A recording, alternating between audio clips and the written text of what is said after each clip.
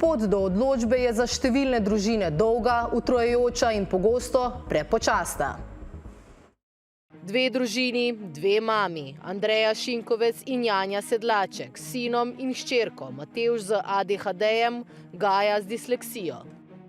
Pri Matevžu se je začelo že v vrtcu. V bistvu nas je na to opozorila njegova vzgojiteljica. Rekla je, da je tako mogoče malček hiperaktiven, malček impulziven. A od prvih opozoril do začetka postopka je minilo več let. Od tega, ko smo prvič šli, pa do pridobitve odločbe oziroma za sprožitev postopka 3 leta. V tem času so bili sami, brez razumevanja in brez podpore. Vsak dan si z strahom pogledal na telefon, ko so te klicali šole. Psihično zelo naporno. Zame, za Matevža pa sigurno še bolj. Odločba za družino pomeni olajšanje. Malo drugače gledajo na Matevža, ko pride do težav. Pri Gaji so se težave pokazale v 1. razredu. Ja, v bistvu že v 1. razredu. Ne vem, sem se izgubila med nareki in pa nisem pisala do konca. Ali pa ne, nisem prebrala toliko dobro kot ostali. Dolgo časa nihče ni pomislil na disleksijo. Kot starš to zelo težko gledaš. Prihajala je domov v strašni stiski res in bila hkrati popolnoma izčrpana in ni bila sposobna potem še karkoli narediti za šolo. In je pravzaprav vsakodnevno jokala vsakič, ko je prišla iz šole. Šele menjava šole in razumevajoča učiteljica sta prinesli prvi premik. Odločbo je dobila v gimnaziji. Ko imam s Fuljo, veliko kasneje postaneš utrujen. Črke se meni nehajo trest, vrtinčati, svetati. In recimo, če berem na belem papirju, mi zelo hitro postane ponad slabo. Mama Janja pa opozarja, da so stiske pogosto nevidne. Kar take otroke zaboli in kar je tudi mene potem zabolel, ko dobiš potem kakšno tako pripombo, bo treba malo povohati, a ne učbenike. V bistvu je bilo pa ogromno dela že za tem, a ne. Odločbo lahko dobijo otroci s težavami pri branju, pisanju ali računanju, z motnjo pozornosti, otroci s čustvenimi in vedenjskimi težavami ter gluhi, naglušni, slepi in dolgotrajno bolni. V tem šolskem letu je nekaj več kot 16.500 učencev in 8.400 dijakov s posebnimi potrebami. Skupaj skoraj 25.000 otrok. Povedano drugače, vsak 11. učenec in vsak 10. dijak. Učne težave ima skoraj polovico vseh dijakov s posebnimi potrebami in 37% učencev. Sledijo tisti, ki imajo več motenj hkrati. Matic Novak, ustanovitelj Modrih junakov, po vsej Sloveniji ozavešča o ADHD-ju in opozarja, kako lahko neprepoznana motnja pozornosti preraste v tesnobo in depresijo. Meni so v resnici najtežji tisti, ki niso toliko hiperaktivni, ampak imajo bolj težavo samo s pozornostjo. Tisti, ki so spregledani, nevidni, a otrok se enostavno zapre vase. Najhujši primer je bil, ko sem delal z otrokom, ki je zdaj že odrasel in postal moj prijatelj, je prišlo do te točke, da je bil tudi poskus suicida z strelnim orožjem. Na srečo preživel brez nekih hujših posledic. Skrb vzbujajoče dejstvo, da število otrok s posebnimi potrebami v slovenskih šolah strmo narašča. Število dijakov se je podvojilo. Pred 10 leti jih je bilo 4.200, zdaj 8.400. Skoraj dvakrat več je tudi učencev s posebnimi potrebami.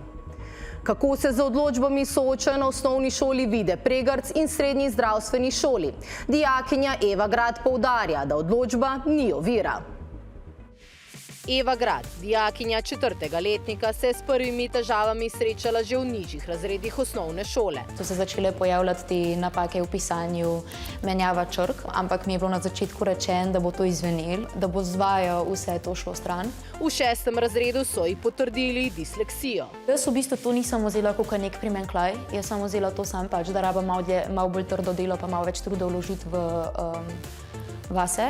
Je odlična že vsa 4 leta, ima podaljšan čas, možnost izbire datuma ustnega ocenjevanja in toleranco do specifičnih napak. Odločba ni neka etiketa, neka nalepka, neka označba. To ni nekaj, kar bi se rabili mi sramovati, zaradi tega, ker na koncu dneva je pač to del mene in da to ni neka naša pomanjkljivost, ampak v bistvu neka naša moč. Odločbo ima 115 dijakov, večina za odločbo pride že iz osnovne šole. Imajo nek primanjkljaj, na drugem področju imajo neko prednost, so ponavadi zelo uspešni dijaki na športnem področju, tudi v kulturnem področju. Zdaj bova pa prebrala en del zgodbice.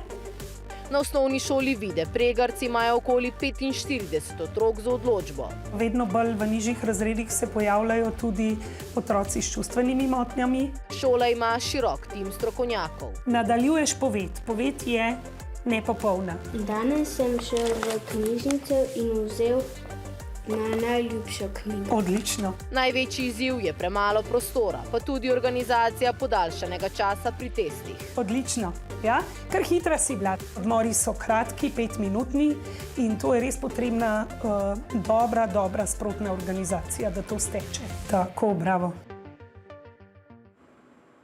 Po besedah specialnega pedagoga dr. Marka Kalana otroci pomoč dobijo prepozno, postopki trajajo predolgo, šole pa pogosto ne prepoznajo učnih težav. Naše ministrstvo deluje po metodi šoka.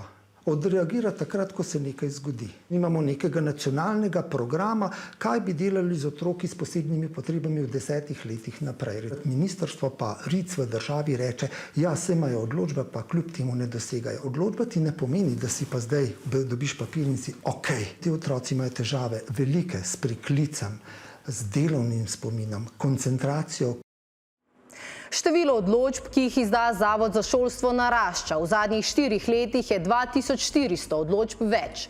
Otroci tudi vedno dlje čakajo na odločbo. V lanskem šolskem letu več kot 5 mesecev.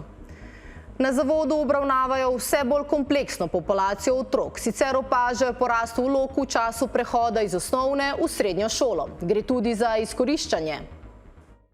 O izkoriščanju statusa otroka s posebnimi potrebami bi težko govorili na splošno. Zaznavamo pa porast števila vlog, recimo ob spremembi ravni, lahko je tudi iz vrtca v osnovno šolo. Zdaj pri srednji šoli mogoče je še ta specifika, da lahko na šolah, ki imajo omejitev vpisa, torej dijaki imajo status otroka s posebnimi potrebami, tudi uveljavljajo ta 10% odpustek. Ne moremo v resnici čisto izključiti nekih določenih pritiskov, bodisi strani staršev ali pa strani vrtcev in šol, da otrok dobi odločbo. V svetovalnem centru v Ljubljani se čakalne vrste stalno povečujejo. Na obravnavo otroci čakajo 1,5 leta. Učne težave so vedno simptom, se pravi znak nekega dogajanja, ki pa ima lahko zelo različne izvore. Zdaj, mi se seveda težko učimo ali pa se težko zberemo, če smo žalostni, če smo zelo tesnobni, anksiozni, če se doma kregajo. Lahko so v ozadju specifične učne težave, ki so v bistvu dosti genetsko pogojene. Novela zakona uvaja gluhoslepe otroke kot novo kategorijo, prinaša takojšnjo pomoč pred odločbo in hitrejše postopke, a na Zavodu za šolstvo poudarjajo, da ne gre za bistvene spremembe. Več na 24ur.com.